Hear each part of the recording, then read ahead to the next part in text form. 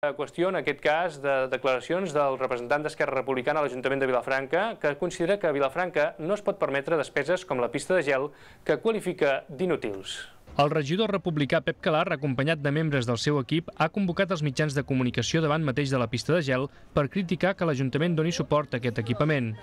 Esquerra considera que es tracta d'una despesa inútil i massa elevada. Pensem que és una despesa inútil que no produeix un resultat positiu pel comerç de Vilafranca. Nosaltres entenem que l'Ajuntament aquí, en aquest cas, ha actuat sense idees, sense tenir objectius comercials i com a un nou ric, amb una iniciativa que, més enllà de ser llamativa, no portarà riquesa a Vilafranca, no aportarà que si no es fa alguna altra cosa que de moment no està programada, doncs no continuïn tancant comerços properament els propers mesos a Vilafranca. Els republicans recriminen a Convergència i Unió que els hagi amagat el cost real de la instal·lació de la pista de gel i la part que en paga l'Ajuntament. Els republicans han pogut consultar diferents empreses que asseguren que el cost estaria al voltant dels 90.000 euros, a més dels 75 litres d'aigua per metre quadrat de pista i molta energia elèctrica per mantenir el gel les 24 hores del dia. Pep Calar considera que en aquests moments de crisi com els actuals és una irresponsabilitat gastar diner públic en una iniciativa com aquesta.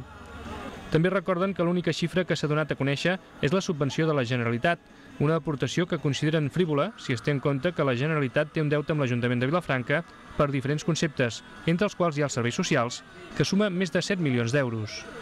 Sí que ens varen confirmar que la Generalitat pagava 25.000 euros, cosa que també trobem una frivolitat, perquè en un moment en què la Generalitat està com està, des de fa més de 6 mesos no paga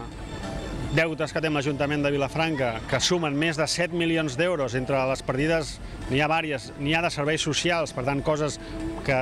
són molt més necessàries i urgents, doncs no ho paga i promet 25.000 euros, que ja veurem si ho pagarà i com ho pagarà, però els promet per una pista de gel, entenem que és una frivolitat.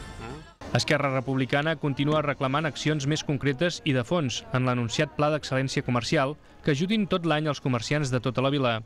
Calar considera també que el govern de Convergència ha girat l'esquena als veïns del centre perquè l'associació es va pronunciar clarament contra la instal·lació de la pista de gel